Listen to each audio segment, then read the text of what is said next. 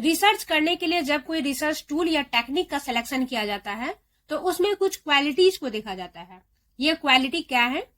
Like reliability, objectivity, validity, comprehensiveness, norms, economical, ये सारी qualities का उन रिसर्च टूल या टेक्निक में होना बहुत जरूरी होता है। तो इस वीडियो में हम लोग रिलायबिलिटी को पढ़ेंगे। Hello everyone, welcome back to Kavita Hadu classes. Kavita Hadu classes में एक बार फिर से आप सभी का बहुत बहुत स्वागत है। गाइस, इस वीडियो में हम लोग रिलायबिलिटी क्या है, इसके कितने टाइप्स हैं, ये कैसे वर्क करता है, इन सारी चीजों को डिटेल में देखेंगे। तो वीडियो को एंड तक जरूर देखें। आई होप ये वीडियो आपके लिए इन्फॉर्मेटिव हो। वीडियो अगर इन्फॉर्मेटिव लगे तो इसे लाइक जरूर करें एंड इस तरह की इन्फॉर्मेटिव वीडियोस को देखते रहने के लिए चैनल को सब्सक्राइब जरूर कर लें। तो कंटिन्यू करते हैं। What is reliability? विश्वसनीयता क्या है? किसी भी रिसर्च टूल का विश्वसनीय होना बहुत जरूरी होता है।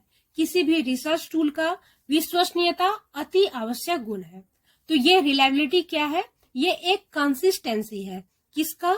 मेजरमेंट का या असेसमेंट का। Reliability is the consistency of A measurement और असेसमेंट टूल। जो मेजरमेंट कर रहे हैं या असेसमेंट ले रहे हैं, उसका जो रिजल्ट है उसमें कंसिस्टेंसी होनी चाहिए, तब वो टेस्ट रिलायबल माना जाएगा। इसे एक एग्जांपल से समझते हैं। सपोज कोई मैथ का टेस्ट है और एक स्टूडेंट को उसमें 97 आया आउट ऑफ 100। ओके, इस टेस्ट पेपर को अगेन कोई और सब्जेक्ट की टीचर चेक करती है तो उसे 97 ही मिलता है। इसे अगेन प्रिंसिपल चेक करता है, देन उसे भी 97 ही आता है। इन सबके टेस्ट में उस स्टूडेंट को 97 आउट ऑफ 100 मैथ के सब्जेक्ट में आ रहा है। इट मीन्स बार हर बार 97 ही आ रहा है। इट मीन्स ये टेस्ट पेपर और इसका रिजल्ट क्या है? रिलायबल है। बार चेक करने के बाद भी सेम रिजल्ट आ रहा है। इट मीन्स इसमें कंसिस्टेंसी है, तो ये टेस्ट पेपर रिलायबल है। सपोज किसी टूल से बार चेक करने पर सेम रिजल्ट नहीं आता है, अलग अलग टाइम में अलग अलग लोगों से अगर उसे चेक करते हैं तो सेम रिजल्ट नहीं आता है, रिजल्ट में कंसिस्टेंसी नहीं होती है, तो उसे रिलायबल नहीं माना जाएगा। एंड इसके जस्ट अपोजिट किसी टेस्ट की रिलायबिलिटी हाई लेवल की मानी जाएगी अगर उस टेस्ट पेपर का बार अलग अलग मौकों पर अलग अलग लोगों के द्वारा चेक किया जाता है, टेस्ट किया जाता है और सेम रिजल्ट आता है और सेम मेजरमेंट आता है, तो उसकी रिलायबिलिटी हाई लेवल की मानी जाएगी। Now types of reliability. Reliability को दो तरह से बांट सकते हैं, internal reliability and external reliability. Internal reliability क्या होती है? किसी टेस्ट के अंदर मौजूद चीजों में परिणामों की स्थिरता। किसी टेस्ट के इंटरनल पार्ट में रिजल्ट की कंसिस्टेंसी होती है, तो उसे इंटरनल रिलायबिलिटी कहते हैं। एंड एक्सटर्नल रिलायबिलिटी किसी टेस्ट को एक सीमा से दूसरी सीमा तक यूज करने पर अलग अलग होने की स्थिति। अगर किसी टेस्ट को अलग अलग टाइम में अलग अलग सिचुएशन में टेस्ट करते हैं तो वहां पर एक्सटर्नल रिलायबिलिटी होती है। इंटरनल रिलायबिलिटी को स्प्लिट हाफ मेथड से मेजर किया जा सकता है एंड एक्सटर्नल रिलायबिलिटी को test, retest, interrater, parallel form method, इन सब से मेजरमेंट किया जा सकता है। तो ये सारे मेथड क्या है, इसकी डिटेल को हम लोग आगे पढ़ेंगे। इंटरनल रिलायबिलिटी में क्या होती है? Ensure that a test is stable across its component.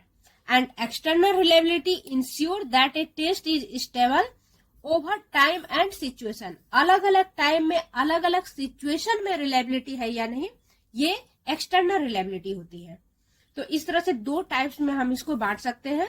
अब इनको मेजरमेंट कैसे करते हैं, इसकी डिटेल को देखते हैं। रिलायबिलिटी को टेस्ट करने के लिए डिफरेंट मेथड्स हैं। इसके अंतर्गत हमने फर्स्ट लिया है टेस्ट एंड रीटेस्ट मेथड। इस टेस्ट का यूज करते हैं एक्सटर्नल रिलायबिलिटी को टेस्ट करने के लिए। इसके अंतर्गत the same test over times होता है। इसमें क्या करते हैं कि कुछ स्टूडेंट लेते हैं, इसका टेस्ट लिए एंड इसका रिजल्ट को नोट डाउन कर लिए। कुछ टाइम के बाद सेम स्टूडेंट का सेम टेस्ट लेकर इसका रिजल्ट को नोट डाउन किए। अब इन दोनों रिजल्ट को, फर्स्ट एंड सेकेंड को मिलाएंगे, इन दोनों को चेक करेंगे। अगर फर्स्ट रिजल्ट सेकेंड रिजल्ट से सेम आता है, ये रिजल्ट सेम है, तो टेस्ट रिलायबल है, अदरवाइज रिलायबल नहीं है। तो इस तरह से टेस्ट एंड रीटेस्ट मेथड को यूज करते हैं। सेकेंड है इंटररेटर। ये भी एक्सटर्नल रिलायबिलिटी को टेस्ट करने के लिए यूज करते हैं। इसके अंतर्गत the same information evaluate by different people. इसमें क्या करते हैं, एक क्वेश्चन पेपर या कोई ऑब्जेक्ट है या कोई फिनोमिनन है, इसको अलग अलग पीपल के द्वारा इवेल्युएट किया जाता है। कोई फिनोमिनन है, उसको ऑब्जर्व कर रहा है अलग अलग पीपल, एंड देन इसका जो रिजल्ट आया इसको मेजरमेंट करते हैं कि दोनों पीपल का सेम है या नहीं है, कि ये दोनों पीपल जो इस फिनोमिनन को या इस ऑब्जेक्ट को ऑब्जर्व कर रहे हैं, इस दोनों का अगर सेम रिजल्ट बता रहा है, ये दोनों पीपल सेम बता रहा है, तो ये रिलायबल होगा, अदरवाइज ये रिलायबल नहीं होगा। तो इसके अंतर्गत इस तरह से करते हैं। नेक्स्ट है पैरेलल फॉल्ट या अल्टरनेट मेथड्स। इसका यूज भी एक्सटर्नल रिलायबिलिटी को टेस्ट करने के लिए करते हैं। इसके अंतर्गत different version of a test which are design to be equivalent. इसके अंतर्गत क्या करते हैं, दो टेस्ट पेपर का निर्माण करते हैं, दो टेस्ट पेपर बनाते हैं जो कि इक्वल होते हैं। इक्वल मीन्स इसका size, difficulty level, question number सब कुछ सेम होता है। फिर इनका टेस्ट लेते हैं और इसके रिजल्ट को नोट डाउन कर लेते हैं। फिर इन रिजल्ट में कोरिलेशन को देखते हैं। इन रिजल्ट को कोएफिशिएंट ऑफ रिलायबिलिटी कहा जाता है। तो इस तरह से ये यूज होता है। लास्ट है स्प्लिट हाफ मेथड। इसका यूज करते हैं इंटरनल रिलायबिलिटी को टेस्ट करने के लिए। इसके अंतर्गत क्या करते हैं, एक क्वेश्चन पेपर को दो बराबर भागों में बांट देते हैं। बराबर मीन्स इसका डिफिकल्टी लेवल सेम होना चाहिए एंड क्वेश्चन नंबर सेम होना चाहिए। एक क्वेश्चन पेपर को दो बराबर भागों में बांट दिए।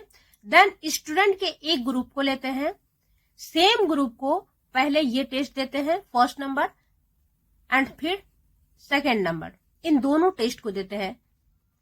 इसका रिजल्ट को नोट डाउन करते हैं, इसका रिजल्ट को नोट डाउन करते हैं एंड देन इन दोनों को चेक करते हैं, कोएफिशिएंट ऑफ रिलायबिलिटी को देखते हैं। इट मीन्स इन दोनों रिजल्ट के बीच में कोरिलेशन को देखते हैं।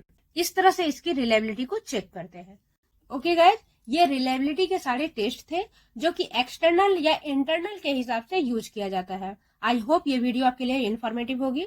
गाइज वीडियो को लाइक जरूर करें एंड इस तरह के इन्फॉर्मेटिव वीडियोस को देखते रहने के लिए चैनल को सब्सक्राइब जरूर कर लें।